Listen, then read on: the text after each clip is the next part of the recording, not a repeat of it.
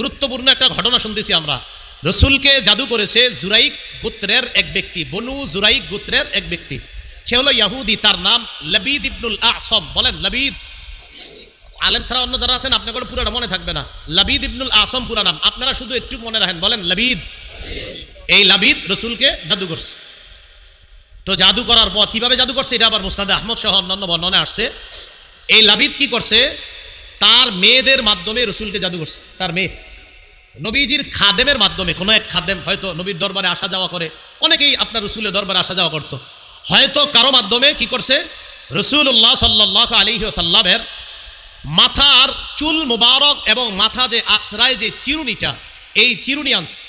কেউ কেউ বলেন না, চুল আর হলো আপনার চিরুনির মধ্যে যে লেগে থাকে আপনার চুলগুলা, ওই চুলগুলা আর হলো চিরুনি আনছে। আনার পর কি করছে, এই জিনিসগুলা পুরুষ খেজুর গাছের কাদির মধ্যে ঢুকায়া, পুরুষ খেজুর গাছের কাদি এটার মধ্যে ঢুকায়া 11টা গিট দিছে। গিট দেওয়ার পর 11টা ফু দিছে। ফু দিয়ে সুই দিয়া সবগুলাকে আপনার মজবুত করে আটকায়া দিয়া জারওয়ান নামে একটা কূপ আছে, ওই কূপের ভিতরে এটা লুকায় রাখছে। কাকে জাদু করতেছে দেখেন, আল্লাহর পরে যিনি শ্রেষ্ঠ। আমি আপনি কেন সতর্ক হব না? তো এই কাজ করার পর এবার আম্মা জান আয়েশা সিদ্দিকা রাদিয়াল্লাহু তাআলা আনহা কি বলেন, তোমরা জানো নবীজির কি অবস্থা হয়েছে? হাত্তা কানা রাসূলুল্লাহ সাল্লাল্লাহু আলাইহি ওয়াসাল্লাম ইউখাইয়ালু ইয়াফআলু শাইআ ওয়া মা ফাআলা। রাসূলুল্লাহ সাল্লাল্লাহু আলাইহি সাল্লামের অবস্থা এমন হয়েছে, নবীজি কোনো একটা কাজ করতেন, আসলে করেন নাই। নবীজি কোনো একটা কাজ করেছেন, মনে হয়তো করছে, আসলে করে নাই। আচ্ছা আমি কাজটা করেছি, না আসলে করি নাই। তো নবীজি বলতেন আমি এই কাজটা করেছি, না হুজুর আপনি করেন নাই তো, ওহো হা হা করি নাই। মানে ভুলে যাইতেন এমন না, মনে করাই দিলে মনে পড়ে যেত হা হা করি নাই। তো নবীজির মনে হইতো আমি কাজটা করেছি, তো আম্মা জান আয়েশা বা কেউ যদি হুজুর করেন নাই, ও হা হা করি নাই, এরকম হইতো অবস্থা।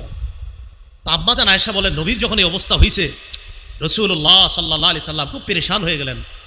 একদিন নবীর পালা আমার ঘরে, নবীর বিবিদের কাছে নবী পালা অনুযায়ী যাইতেন। হাত্তা ইযা কানা যাতা ইয়াউমিন আও যাতা লাইলা, এক রাতে অথবা একদিনে রাসূলুল্লাহ সাল্লাল্লাহু আলাইহি সাল্লামের পালা আমার ঘরে। রাতের বেলা লাকিন্নাহু দাআ ওয়া দাআ, আমি বিবি হিসাবে রাতের বেলা রাসূলুল্লাহ সাল্লাল্লাহু আলাইহি সাল্লাম বিবি হিসাবে যে আমারে সময় দেওয়ার কথা, আমারে নিয়ে ব্যস্ত না হয়ে আল্লাহ রসুল সেদিন কি করলেন, খালি আল্লাহর কাছে দোয়া করতে থাকলেন। এত দোয়া করতেছে আল্লাহর কাছে। এই একটা, আরেকটা উদ্দেশ্য হবে এটা বুখারীতে দেখবেন আপনারা, ওখানে বুখারীর বর্ণনায় ওখানে একটা ছোট্ট করে হাসি আছে। ওখানে আছে যে এখানে আম্মাজান লাকিন্নাহু কেন বলছে, লাকিন্নাহু বলার দুইটা উদ্দেশ্য হতে পারে। এক, যে রাসূলুল্লাহ সাল্লাল্লাহু আলাইহি সাল্লাম লাম ইয়াকুন মুশতাগিলান বি ওয়ালাকিন্নাহু ইশতাগালা বিল্লাহি আযজা ওয়া জাল বা বিদুআই রাব্বিহি, নবী আমারই নিয়ে ব্যস্ত হয় নাই, আল্লাহরই নিয়ে ব্যস্ত হয়েছে। আরেকটা উদ্দেশ্য, কয় শোনো, জাদুর মাধ্যমে তোমাদের সাধারণের যেমন ভয়ঙ্কর ক্ষতি হয়, নবীর এতটা হয় নাই। বাকি রসুলের অবস্থা এমন ছিল, তোমাদের অনেকের মাথা বিগড়ায় যায়, নবীর মাথা বিগড়ায় নাই, ওনার আকল বুদ্ধি সব ঠিক ছিল। বাকি উনি মাঝে মাঝে মনে করতেন করছি, আসলে করেন নাই, শুধু এতটুকু। আম্মা জানের লাকিন্নাহু দ্বারা এটা উদ্দেশ্য হতে পারে। তো আম্মা জান বললেন রাসূলুল্লাহ সাল্লাল্লাহু আলাইহি সাল্লাম শুধু দোয়া করতেছে, আল্লাহ আল্লাহ, প্রচুর দোয়া করতেছে। দোয়া করতে করতে এক পর্যায়ে নবীজি আম্মা জানকে বলে, আয়শা আশা আরতি, তুমি কি জানো? আম্মা জান বলে কি হয়েছে? শারতি আল্লাহ কাদ আফতানি মাস্তাফতাইতুহু ফি, আল্লাহর কাছে আমি যে বিষয়ে দোয়া করছি আল্লাহ ওই বিষয়টা আমারে জানায় দিচ্ছে। আল্লাহ আমার কি হয়েছে, আল্লাহ আপনি আমারে জানায় দেন, আমার কি হইলো, আমার এমন হয় কেন, আল্লাহ আপনি আমারে জানায় দেন। আশা জানো? আল্লাহ আমারে জানায় দিচ্ছে। হাবিব কি জানাইছে আপনারে? আমি দেখলাম স্বপ্নে আমি শোয়া, তারপর আয়াতানি রজুলান, দুই ব্যক্তি আমার কাছে আসছে। দুই ব্যক্তি কে কে? আপনারা ওই বুখারীতে আছে, আপনার ওই দুই ব্যক্তি হলো একজন জিবরিল আর একজন মিকাইল। সুবহানাল্লাহ। বাকি জিবরিল আর মিকাইল যেটা হাদিসে সরাসরি বুখারীর বর্ণনায় নাই, বাকি নিচে দিয়ে লেখা আছে আহাদুহুমা জিবরিল ওয়াল আখর বাইনা সাতরাইনে ছোট্ট করে লেখা মিকাইল। তো রাসূলুল্লাহ সাল্লাল্লাহু আলাইহি সাল্লাম বলেন আমি দেখলাম কাদা আহাদুহুমা ইনদা রাসি, এই দুইজনের একজন আমার মাথার কাছে বসছে, ওয়াল আখরু ইনদা রিজলাইয়া, আরেকজন আমার পায়ের কাছে বসছে। তাহলে দুই ফেরেশতা স্বপ্নে আসছে, একজন আমার মাথার কাছে বসছে আর একজন আমার পায়ের কাছে বসছে। আয়েশা বসার পর জানো কি হয়েছে? একজন আরেকজনের প্রশ্ন করতেছে, প্রশ্ন উত্তরগুলো মন দিয়ে শোনেন। মা ওয়াজিউর রজুল, আচ্ছা এই লোকটার কি হয়েছে? একজন আরেকজনের প্রশ্ন করতে, ওনার কি হয়েছে? তো প্রশ্নকারী প্রশ্ন করার পর জবাব যিনি দিচ্ছে তিনি বললেন মাতবুব, মাতবুব মানে মাসহুর, তাকে জাদুগ্রস্ত করা হয়েছে, তাকে জাদু করা হয়েছে। আচ্ছা জাদু করা হয়েছে? কয় হ্যাঁ। কয় মান তব্বাহু, কে জাদু করছে? এবার জবাব যিনি দিচ্ছে তিনি বলতেছে লবিদ ইবনুল আসম। ও আচ্ছা লবিদ ইবনুল আসম জাদু করছে। সুবহানাল্লাহ। মানে রাসূলকে নবীজি কয় আমি মন দিয়ে শুনতেছি দুইজন কি কয়, একজন আরেকজনকে কয় ওনার কি হয়েছে? তো পাল্টা উনি জবাব দিচ্ছে, কয় ওনারে জাদু করছে। প্রশ্নকারী কয় কে জাদু করছে? উত্তরদাতা কয় লবিদ ইবনুল আসম জাদু করছে। এবার প্রশ্নকারী কয় ফিয়াই শাইইন, কিসের মধ্যে জাদু করছে? নবীজি কয় আমি এটা ভালো করে মন দিয়ে শুনতেছি যে কিসের মধ্যে জাদু। এবার জবাব যিনি দিচ্ছে উনি বলতেছে ফি মুশতিন ওয়া মুশাতাতিন, কয় চিরুনির মধ্যে, ওয়া মুশাত, আর আসরানু যে চুলগুলো আছে এই চুলের মধ্যে জাদু করছে। নাও নবীজি আমি খুব সব শুনতেছি। আচ্ছা এটার মাধ্যমে জাদু করছে? হ্যাঁ, ফি মুশতিন ওয়া মুশাতাতিন ওয়া জুফফি তালআতি অজুফি তলআতি নাখলিন জাকারিন, কয় পুরুষ খেজুর গাছ, এই পুরুষ খেজুর গাছের কাদি দিয়ে, মাথার চুল দিয়ে আর চিরুনি দিয়ে কি করছে? জাদু করছে। এরপরে প্রশ্নকারী বলতেছে আচ্ছা কোথায়? ফি বিইরি জারওয়ান, জারওয়ান নামক কূপের মধ্যে করছে। আয়েশা জানো আমি সব জেনে ফেলছি, এখন শুধু অপেক্ষার পালা। পরের দিন রাসূলুল্লাহ সাল্লাল্লাহু আলাইহি সাল্লাম, হযরত আলী, হযরত আম্মার, হযরত জুবায়ের তাদেরকে নিয়ে ওই কূপের কাছে গেলেন। যাওয়ার পর তারা তিনজন ওই কূপ সেচলেন। পানি উঠানোর পর কাদার নিচ থেকে ওই চিরুনি চুল এইগুলা বের করলেন। করার পর নবীজি দেখলেন। দেখার পর আম্মাজান আয়েশা রাসূলকে বললেন আফালা ইস্তাখরাজতাহু, হুজুর আপনি কি এটা জনগণের সামনে প্রকাশ করা উচিত না? মানে কি প্রকাশ? এই যে আপনারা লবিদ ইবনুল আসম না কে কি করলো এগুলো তো জানায় দেওয়া দরকার, এগুলো নিয়ে একটা আলোচনা হওয়া দরকার।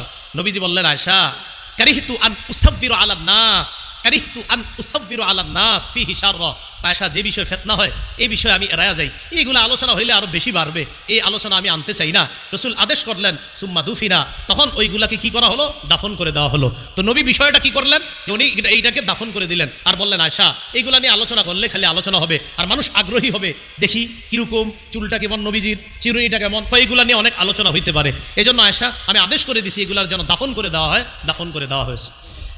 এই প্রসঙ্গে আল্লাহ পাক মুসনাদ আহমদের বর্ণনা, আল্লাহ পাক রব্বুল আলামিন গিট দিছে কয়টা? গিট দিছে কয়টা? 11। এই 11টা গিট যেন দিতে না পারে, কারা কারা গিট খুলতে চাই?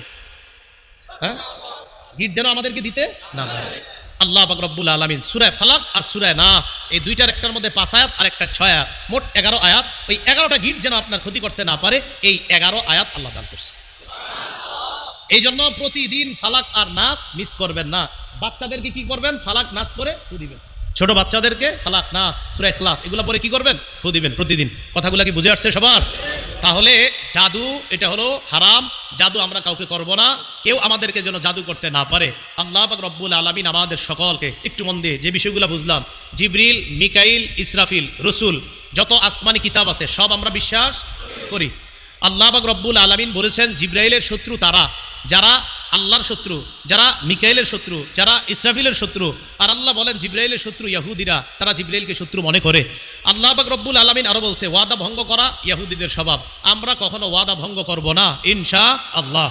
জাদুবিদ্যা এটা গ্রহণ করেছিল ইহুদিরা, আমরা এই জাদু করব না, জাদু শিখবো না, জাদু যারা করে তাদের কাছে যাব না ইনশাআল্লাহ। আল্লাহ পাক রব্বুল আলামিন আমাদের সকলকে যেই কথাগুলো আমরা এতক্ষণ শুনলাম বললাম আমাদের সকলকে আমল করার তৌফিক দান করেন। এখন এতক্ষণ যে আলোচনা শুনলেন, আলেম ছাড়া অন্য যারা আছেন, ওলামারা তো বুঝছেই, অন্য যারা আছেন যে হুজুর কিছু হইলে আজকে শিখছি, এরকম কারা কারা হাত তোলেন? শিখছেন?